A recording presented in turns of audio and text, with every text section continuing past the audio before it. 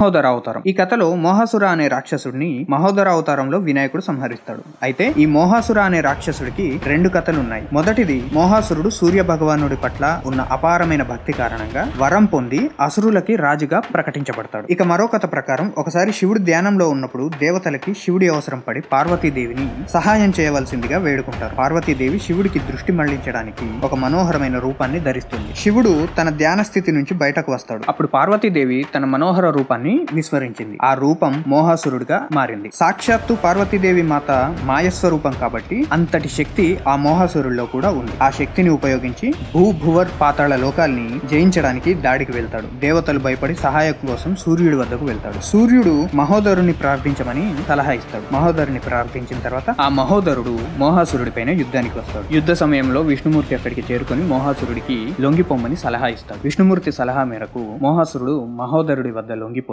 ఆయనకు భక్తుడిగా